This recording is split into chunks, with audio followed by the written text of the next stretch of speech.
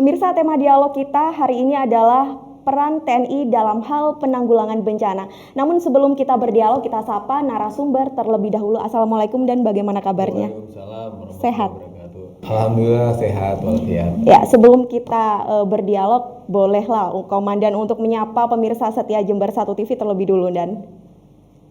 Baik, saya Komandan Kodim 0824 Jember, Letnan Kolonel Infantri Laode Muhammad Nurdin, berada di sini dalam rangka kegiatan untuk bagaimana kita mempunyai peran dalam berbagai kegiatan di masyarakat, terkait juga dalam kegiatan penanggulangan bencana alam, sehingga kita perlu bisa menyiapkan apa-apa yang harus kita lakukan di masyarakat, serta kegiatan-kegiatan lain kami di Kodim yang sangat bisa bermanfaat bagi masyarakat Kota Jember. Ya, dan melihat beberapa hari belakangan ini bencana sudah mulai terjadi di daerah khususnya di Kabupaten Jember. Nah, bagaimana peran TNI khususnya TNI Angkatan Darat dalam penanganan bencana, baik itu sebelum bencana, mitigasi, dan saat bencana terjadi serta pasca bencana, Dan? Baik, jadi kami dari Satuan Kodim 0824 Jember sangat memerlukan sinergitas jajaran kita TNI yang ada bersama Polri serta seluruh komponen-komponen yang ada, baik itu dari Basarnas, kemudian dari BPBD, kemudian dari unsur-unsur terkait yang bisa kita manfaatkan untuk kegiatan penanggulangan bencana. Di sini yang jauh lebih penting adalah bagaimana kita melihat kesiapan kita dalam menghadapi bencana alam yang mungkin terjadi, apakah itu banjir bandang, kemudian tanah longsor, serta angin puting beliung yang pada akhir ini sudah mulai merebak di wilayah Jawa Timur, khususnya di Kota Jember. Kemudian untuk gambaran TNI AD sendiri untuk daerah Jember, mengingat bencana banjir juga sudah mulai terjadi seperti yang Komandan jelaskan barusan. Kemudian bagaimana penanggulangan dari TNI sendiri, Dan? Jadi dengan kejadian-kejadian yang ada di Kota Jember, khususnya di saat angin puting beliung yang pada bulan Desember yang terjadi di beberapa kecamatan di Kota Jember, keberadaan kita sangat berarti. Kekompakan di antara para Babinsa, kemudian para Babin Kantipmas dengan unsur-unsur BPBD terkait dalam penanggulangan bencana tersebut, kita hadir untuk bisa memberikan bantuan dan solusi kepada masyarakat, sehingga sangat berarti bagi masyarakat dengan kehadiran kita. Dengan kekompakan ini maka apa-apa yang harus kita lakukan bisa memberikan nilai yang sangat berarti bagi masyarakat yang sedang ditimpa musibah. Ya, dan dalam menghadapi bencana selama ini bagaimana pola sinergitas dari TNI AD dengan instansi terkait yang menangani kebencanaan? Jadi dalam menghadapi bencana ini sangat diperlukan adalah sinergitas dari seluruh komponen masyarakat yang ada.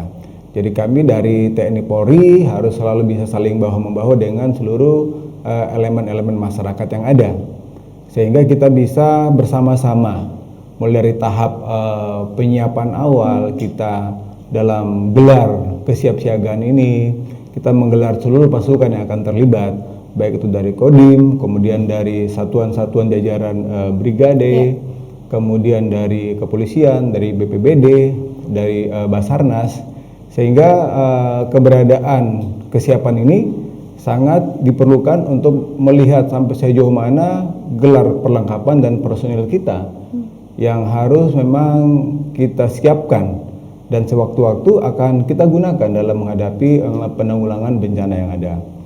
Kemudian yang berikutnya yang sangat jauh lebih penting adalah bagaimana kita memberikan edukasi kepada masyarakat kita, agar masyarakat kita dengan bijak peduli dengan lingkungan, sehingga mereka bisa menjaga lingkungannya dan bisa melestarikan lingkungan. Salah satu contoh misalnya tidak membuang sampah di sungai yang sangat akan merugikan kita semua.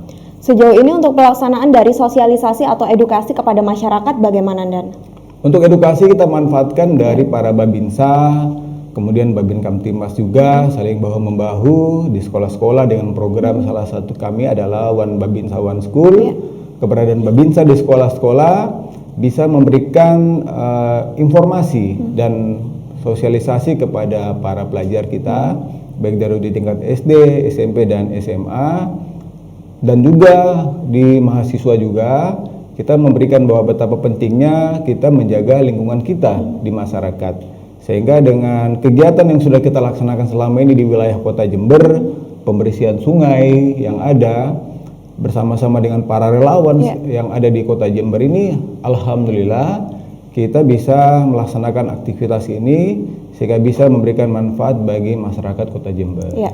Kemudian untuk sasaran lain, misalnya masyarakat umum sendiri bagaimana, Dan? Untuk masyarakat umum sangat luar biasa di Kota Jember ini, kepedulian untuk mau memelihara lingkungannya memang sangat dibutuhkan edukasi terus-menerus, dan ini tidak boleh kita berhenti begitu saja dan tidak boleh kita merasa puas.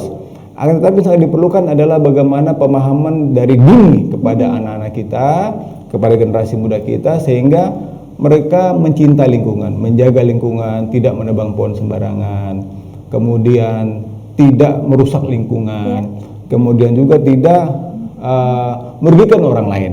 Sehingga dengan kesadaran ini maka sangat penting bagi kita untuk bisa memberikan manfaat di masyarakat dengan sama-sama menjaga lingkungan. Dengan menjaga lingkungan maka kita berupaya untuk bisa menghindari bencana banjir yang akan terjadi di Kota Jember.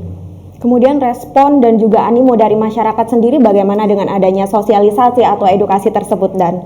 Alhamdulillah respon yang sangat baik dari masyarakat, di mana kita mengajak untuk bekerja sama bahu-membahu dalam kegiatan pembersihan sungai-sungai yang ada di titik-titik tertentu yang mungkin sangat rentan bencana banjir itu. Alhamdulillah sangat luar biasa responnya.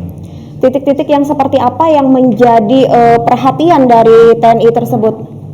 Titik-titik yang menjadi perhatian kita adalah tempat-tempat yang biasa terjadi banjir, kemudian banjir bandang, kemudian tempat terjadinya tanah longsor yang harus kita antisipasi lebih awal. Baik itu kita melaksanakan penghijauan di titik-titik tertentu, kemudian kita melaksanakan pembersihan sungai pada titik-titik rawan tersebut, sehingga kita meminimalisir terjadinya bencana yang mungkin bisa menimbulkan korban.